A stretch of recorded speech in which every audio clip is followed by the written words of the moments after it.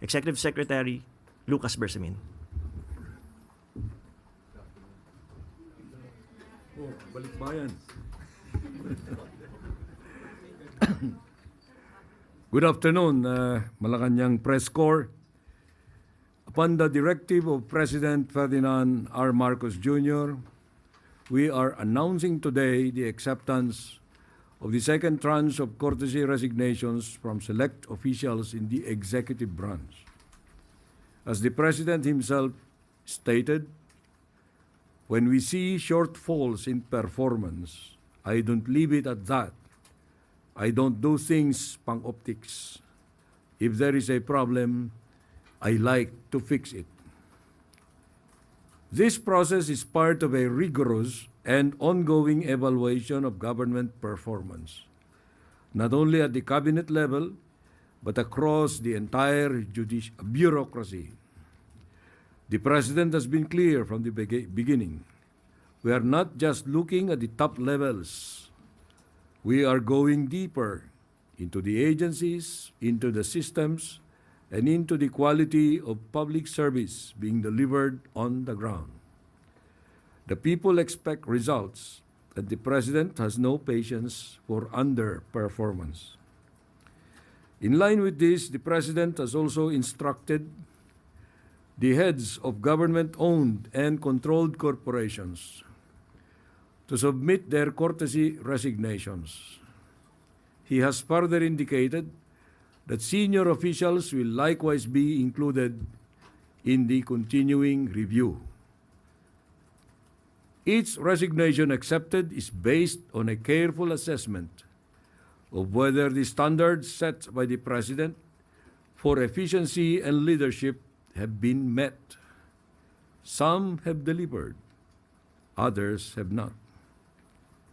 The following officials have been informed that their resignations have been accepted. The first one, Solicitor General Bernardo I. Guevara. He is to be replaced by UP Law Dean Darlene Berberabe.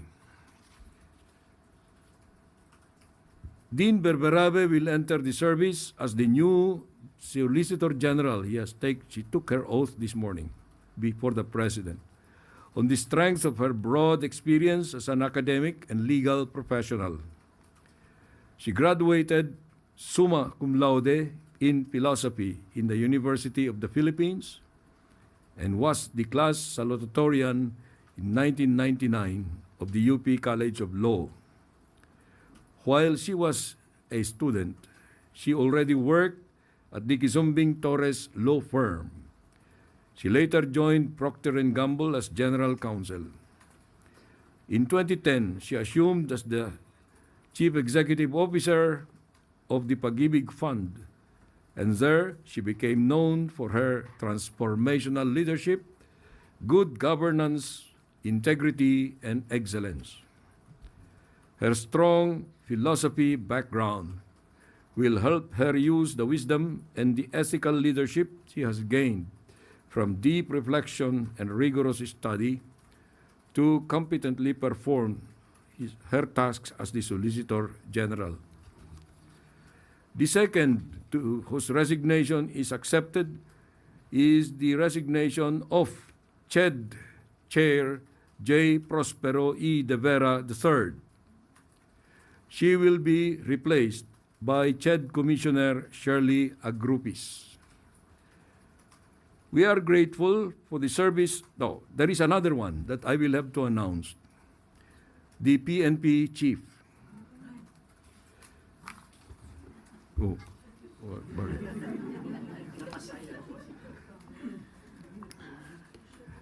The incoming PNP Chief is Police Major General Nicolas D. Torre III.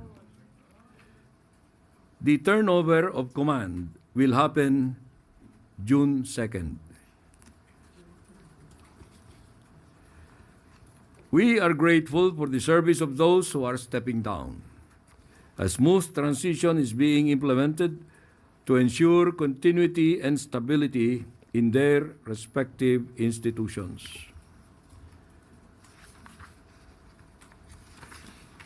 This is not a purge, let me remind you of that. This effort is the President's commitment to a government that works fast, delivers results, and meets the expectations of the Filipino people. As the President has said, he will not hesitate to make the necessary changes to keep the government moving forward. Thank you. I will now take your questions. Yosores, Radio 630. Hello. Good afternoon po, ES. Ano po kaya yung naging rason ni President Marcos Jr. doon po sa pagtanggap niya ng courtesy resignation ni SolGen Guevara? Well, si SolGen Guevara has been there since the beginning, no? And maybe it is time for him to go to another venture. And so the President accepted his resignation to allow for fresh blood to come in. One follow-up lang po. If I may point, sir, last March, SolGen Guevara recused himself to represent the Philippine government na mag-represent po doon sa cases filed at the Supreme Court ng children ni former President Duterte in relation po sa pag-arrest sa kanya ng ICC. Naka-apekto po ba yun as factor kung bakit tinanggap po ng Pangulo yung resignation? Oh, I don't think that was a factor at all, because if you recall, there was a strong clamor for the termination or removal of Solicitor Guevara at the time. The public perception that gave rise to this clamor must have been about his taking the opposite side of the issue. But you know, he and the President had a conversation about this, and the President respected his ethical decision to recuse. Now, if there was a reservation about his professionalism at that time, the President could have already removed him. But the President continued to repose trust in him. So up to the decision to accept his resignation, Solicitor General Guevara was still there. Next question, Chloe Hofana, Business World. Good afternoon, ES. Good afternoon. How many GOCC heads submitted their resignations already, and ilan pong total na hinihintay natin? Practically all GOCCs or their leaderships have submitted, but we are still awaiting for the submission of other GOCCs. The GCG actually is on top of this situation. It has issued a memorandum, and although that memorandum said that the GOCC resignation should come through us, we will make it clear to the GCG that only the heads of the agencies, the resignation of the heads of agencies should be reviewed by us, and the GOCCs are anyway under an annual term basis. And it is about this time, June, that the GCG reviews the performance of the respective boards of the GOCCs. I cannot give you the exact number now because it increases every day. Sir, follow-up question. How would the resignations impact their operations? Well, there is no appreciable impact at all, negative at that, because all these people who offer their courtesy resignations are expected to continue performing their functions, discharging their duties until their replacements have been appointed. And that is expected of all public servants. No? No one abandons because that is part of the obligation of a public servant. And last question from me, sir. Could this signal potential policy shifts or realignment in state-run corporations that might affect private sector partnerships or public-private joint ventures? No, not at all. The stability of policies will continue. The policy directions have been issued to these offices by the President and the governing or the supervising cabinet secretaries. So there is a clear path for all of them to see, to follow, and to traverse. Thank you, sir. Ace Romero, Philippine Star. Secretary, good afternoon. Maaari bang humingi kami ng detalye bakit po si General Torre na 2-star general ang napili ng Pangulo bilang susunod na hepe ng PNP? Wala akong may bigay na detalye dyan. Ano? You know, the appointment of elements of the officers of the PNP, there has to be kept confidential. Okay? We should respect that confidentiality. But it's the President's discretion, which I consider to be absolute because he is actually the, well, you cannot consider that Commander-in-Chief kasi civilian yan, no? Pero more or less, ganun. No one can question the use of that discretion, call it inscrutable. But right now, the considerations that weighed in the choice of General Torre should be respected. Kasi he oversaw many high-profile operations, including yung kay Pastor Kibuloy and then recently yung yung pag-aresto kay former President Duterte. May kinalaman po kaya yung naging handling niya ng mga ganong operations sa naging choice ng Pangulo? Hindi ko masasabi yan dahil alam mo si Presidente always demands performance. Kahit na ano yung pinagawa sa iyo, you must have you must exhibit some high degree level of performance. So maybe that is one. I'm not going to discount that. But there may be other qualities of General Torre that he might have considered in comparison to the qualities of those others who were not given this responsibility. Salamat po. Eden Santos, Net 25. Good afternoon po, ES. Yung pong pagkaka-appoint ni General Torre, inaasahan po ba na magkakaroon ng mga demoralization or sa hanay po ng PNP yung pagkaka-appoint po sa kanya ng Bakit Pangulo? naman? Dahil kung titingnan po yung mga background po ng iba pang contender, hindi po kaya magdulot ito ng problema sa hanay? Palagay ko naman hindi. Dahil professional yung mga hanay ng kapulisan. No? They're all very great professionals. They're very decorated individuals. So they just follow what the Commander-in-Chief or what the President desires. So hindi po naman ito reward sa kanya, another reward ng Pangulo, yung kanyang Alam mo, lahat ng promotion reward yan. Ano? But most promotions are given on merit. So let us assume that this was given on merit because, you know, it was not an easy decision on the part of the President. He considered, to my recollection, 5 names. No? And you must probably have an idea of who those 5 were. But as of this time, the decision was already made and it favored Police Major General Torre. By the time he accepts this appointment, he will have the 4 stars. That is the regulatory rank, the stars. Thank you po. Ira Panganiban, DZRJ. Yes, General Torre will be serving 1 year and 9 months, if my calculations are correct. That means he will be one of the longest chief of the Philippine National Police to serve.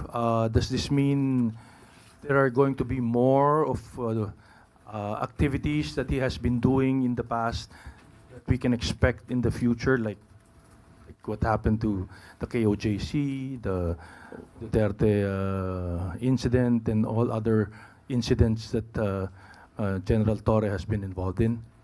Well, let him show to us. I do not understand too well the question. No? Performance is always depending on the situation. In these kinds of operations of the police, he was given an assignment, yung KOJ, ang sinasabi mo. He went at it like it was an ordinary thing, very professional. So we should praise him for that. There may be other situations like arresting a kidnapper. That's another kind of operation. So let us not judge a person on the basis of one that he had done very excellently.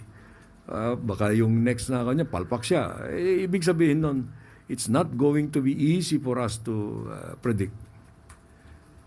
Follow up lang. So, serving for a year and 9 months, the longest I remember of a chief PNP serving very long is something like 6, 7 months, 8 months at most.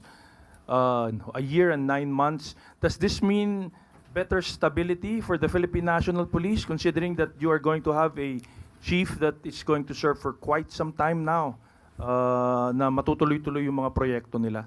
You know, look at it this way. No? All PNP chiefs serve at the pleasure of the President, whether they have a term or not. If the President wants to terminate them, he could do that. But let us just expect that General Torre will be there until the end. That's all I can say. Will be there performing his best until the end. Everybody of us would like to do that ourselves. Thank you, sir. Ivan Mayrina, GMA Integrated News. Yes, good afternoon. May we know the reason why the President accepted the resignation of CHED Chair Popoy de Vera? Well, as far as I know, no? Because the thinking of the President is his own thinking. As far as I know, although this is not the official reason, you know, si CHED Chair de Vera has been there for 2 terms na. Second term niya na ito. Maybe the President wanted to give a fresh start to the CHED. Or maybe there were other reasons. Hindi natin madi-discount that may factor dyan yung mga intramurals dun sa CHED. I do not know. I cannot particularize because I am just generally aware of those particulars.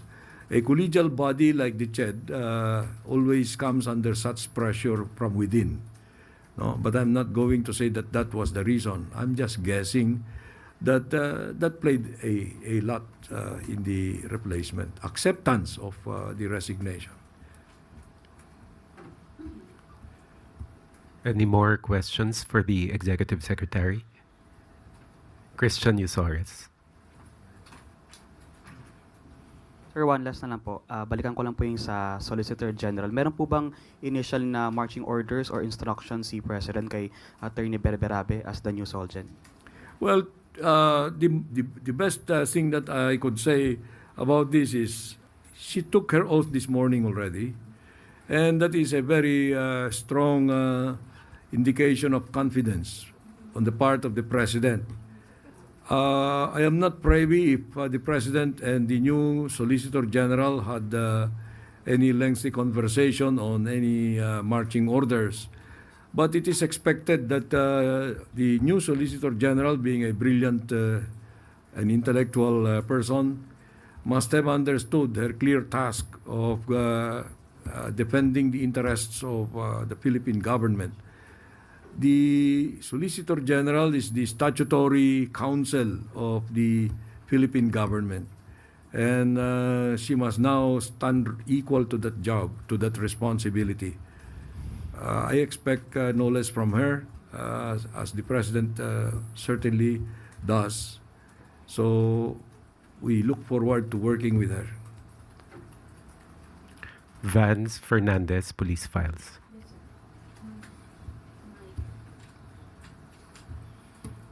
Sir, I'm eager to know who provoked the President na magkaroon ng ganitong courtesy resignation?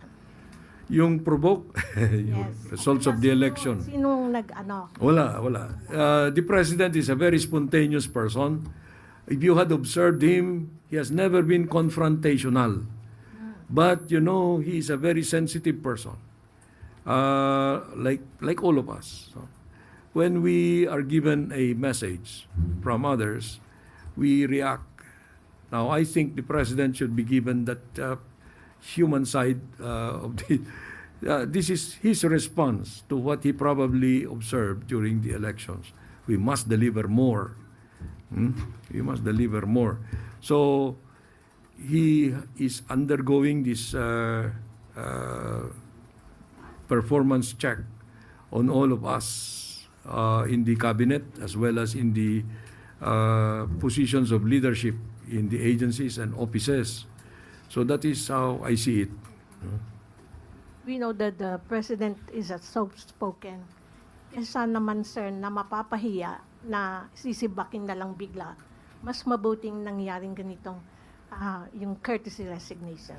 Yes, the president is a very patient. Ayoko nang sabihin na tolerant. What we expect from him is his true self, showing of his true personality. He's very decisive. I will just tell you that. He's very decisive about things. He's very focused. And based on my working with him closely in the past 3 years, nearly 3 years na, he will never back down from any controversy. He confronts the controversy, not the person, the controversy. So I hope that answers your query. Once again, Eden Santos, Net 25. ES, hindi po hair follicle test ito, ES. Yun lang pong kasi si General Torre po ay na-appoint na as PNP chief. How about yun pong courtesy resignation ng iba pang mga involved dun sa illegal arrest di umano ni dating Pangulong Rodrigo Duterte. Yung resignation po ni na DILG Secretary, DOJ Secretary Remullaz, are we expecting na sa mga susunod na araw ay meron na rin pong yung resulta? I do not like your qualification of the arrest as illegal. No? That is an opinionated statement made by somebody. I will not name who she is. But from our point of view, the arrest was perfectly legal according to according to international law. We have debated that in the public domain for a long time. But no one can tell me now that that was an illegal operation, procedure, or you know, when these representatives of the executive were invited to the Senate investigation called by the Committee on Foreign Affairs, I immediately transmitted a letter telling the Senate President and the chairman of that committee that we are going to claim executive privilege for all the parts that are covered by executive privilege. They respected it, and if they concluded from there that the arrest was illegal, I cannot help them at all. That was the Question last po. question. Yeah, but Thank you very much. The question po is yung assessment po yung sa performance nila ng Pangulo. Kailan po natin na inaasahang babanggitin kung tinanggap ba ng Pangulo yung resignation po nila or hindi? Sino sila? Si Secretary Boying Remullaz and Secretary declined yung resignation niyan. Sino pa? si Secretary John Vic Remullaz. Declined din. How about the Secretary Anyo? I do not know yet because that is a personal thing for the president, you know, security advisor yan. And I actually that resignation letter was not coursed through me because it's a personal response. Well, they have a personal thing dyan. Kung ayaw ni presidente tanggapin, it's up to him. How about Secretary Gubuchordoro po? Hindi rin. Gusto mo bang lamunin tayo? No? So yung po tatlo, dinecline na po ng Pangulo? Yeah, definitely. Declined na yan. Thank you very much. Thank you very much, Executive Secretary Lucas BERSAMIN, Honorable Undersecretaries. Thank you very much. We now turn over the floor to Secretary